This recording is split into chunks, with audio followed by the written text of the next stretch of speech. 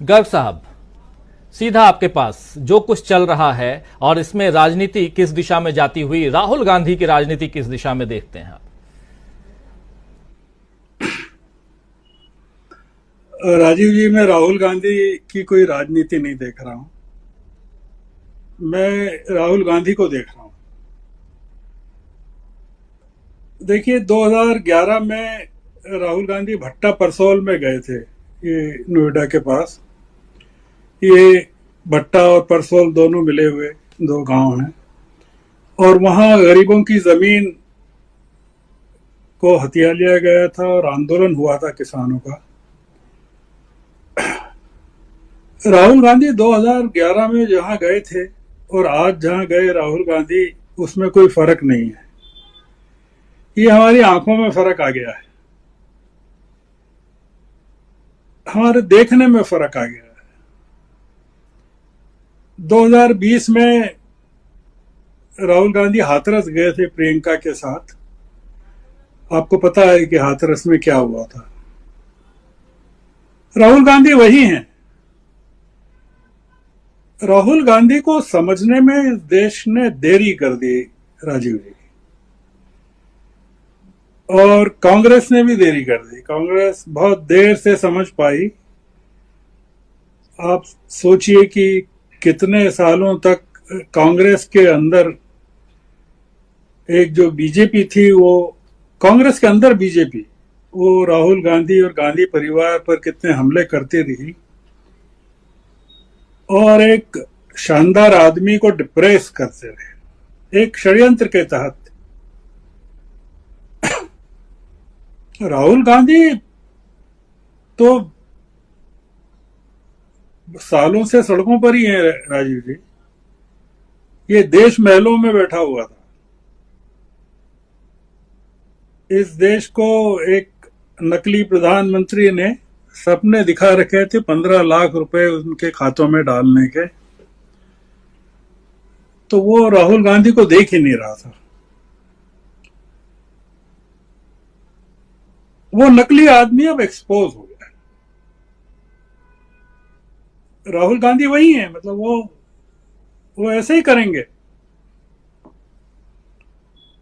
आप दुनिया के बड़े बड़े जो नायक हैं, दुनिया के देखिए, अमेरिका के देख लीजिए खासकर, वो क्या है, वो यही है। कैनेडी क्या थे? जनता क्यों पागल हो जाती थी उनके पीछे? मूल कारण ये था, या लिंकन हो या जितने तमाम लोग हों, जनता का नायक बनना और एक हुकूमत का नायक बनना। राहुल गांधी महात्मा गांधी बनने की कोशिश कर रहे हैं, जयप्रकाश नारायण बनने की कोशिश कर रहे हैं। ये जो इन्होंने कहा, मीनू जी ने, विपश्यना जो है ना, वो डिटेचमेंट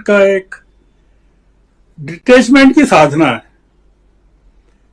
आप अपनी बॉडी से कैसे डिटेच करते हैं अपने आप को, अपने मन को संसार से कैसे डिटेच करते हैं। तो ये, इसीलिए आप देखेंगे कि राहुल गांधी की जो पॉपुलरिटी है, वो उस डिटेचमेंट से पैदा हुई है कि लोगों ने ऐसा आदमी देखा ही नहीं राजनीति में कभी गांधी के बाद। मतलब गांधी को तो देखा ही नहीं किसी ने। कौन देखेगा? 1948 में चले गए थे। तो जयप्रकाश जी को देखा है, मैंने देखा है। रात को 2-2 बजे तक मैं उनके साथ ट्रेवल करता था, तो रात को 1:30 बजे 2 बजे स्टेशनों पर बिहार में तमाम जगह लोग खड़े रहते थे देखने के लिए। ये वो फेनोमेनन है। राहुल गांधी इस देश के प्रधानमंत्री बन गए, राजीव जी। अब उनको शपथ लेने की जरूरत नहीं है। प्रधानमंत्री बनने के लिए सांसद होना जरूरी नहीं। राहुल गांधी ये सिद्ध कर रहे हैं। वो कह रहे हैं ना कि आप मुझे कहीं भी फेंक दीजिए, जेल में फेंक दीजिए, जो मैं एक चीज जो मुझे लग रही है बार बार कि ये सरकार, अगर राहुल गांधी कुछ नहीं है तो इतना उनके पीछे क्यों पड़ी है, उनको क्यों घेरना चाहती है, क्यों उनको जेल में भेजना चाहती है, डरती है सरकार।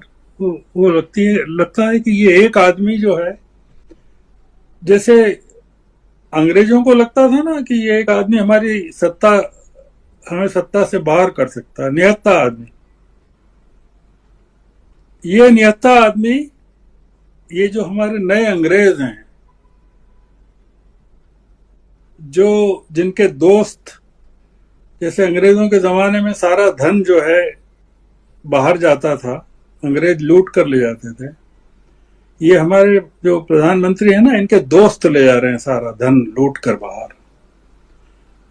हर महीने लोग जा रहे हैं, मिलियनर्स जा रहे हैं अब तो देश छोड़ छोड़कर। अडानी के ऊपर आरोप यही तो है ना कि आप बताइए, ये कंपनियां, शेल कंपनियां जो हैं, जो आपने बनाई है, वो किसकी हैं? तो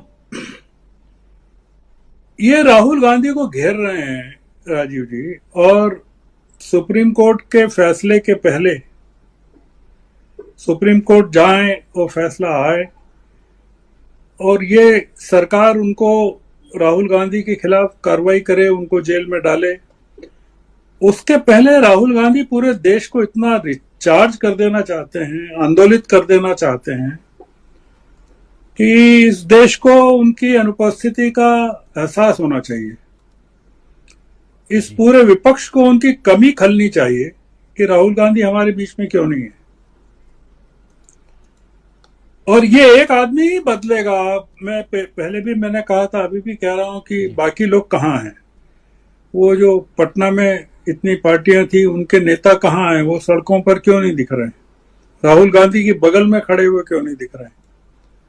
वो नहीं दिखेंगे, क्योंकि राहुल गांधी जैसी सामर्थ्य पैदा करना, उनके जैसी ईमानदारी उनके चेहरे पर नहीं है। वो कहीं ना कहीं, ये जो आपने तेलंगाना की सभा का जिक्र किया, आपने देखा कि मध्य प्रदेश में आए थे प्रधानमंत्री, तो उन्होंने एनसीपी पर हमला किया था, पवार की पार्टी पर, और आरोप लगाया था 70,000 करोड़ रुपया का भ्रष्टाचार का आरोप लगाया था। और क्या हुआ? सारे भ्रष्टाचारियों को शामिल कर लिया उन्होंने अपनी पार्टी में। तेलंगाना में क्या किया उन्होंने? यही किया है। अब वो जो वहां के मुख्यमंत्री की बेटी को जो आज जो चर्चा आपने बताई है, दिल्ली तक तार जुड़े हैं, वो वही है ना, शराब कांड है वो। आप आम आदमी पार्टी के नेताओं के साथ जो जुड़ा हुआ, तो ये दबाव की राजनीति है कि अब आप भी भारतीय जनता पार्टी में शामिल हो जाओ, नहीं तो आपको भी हम खत्म कर देंगे।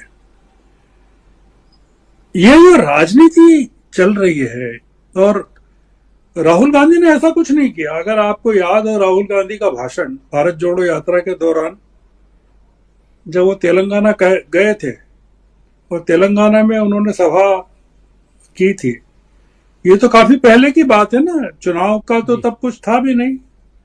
तब उन्होंने केसीआर की सरकार पर आक्रमण किया था और उन्होंने कहा था कि हम इस सरकार के खिलाफ लड़ाई लड़ेंगे, इस सरकार से समझौते का कोई सवाल ही नहीं उठता। राहुल गांधी समझौता नहीं कर रहे हैं, दिक्कत यह है। राजनीति में नहीं कर रहे हैं, कांग्रेस के अंदर नहीं कर रहे हैं।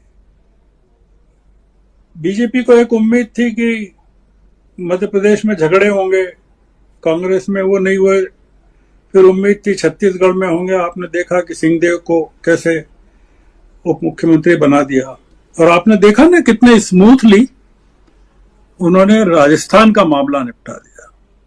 आपने देखा हो कभी विजुअल्स के कैसे मीटिंग के बाद पायलट मुस्कुराते हुए बाहर निकले, कि जैसे कोई संकट में फंसा पायलट अपने विमान को सफाई के साथ नीचे उतार लेता है, वो मुस्कुराहट थी उनके चेहरे पर।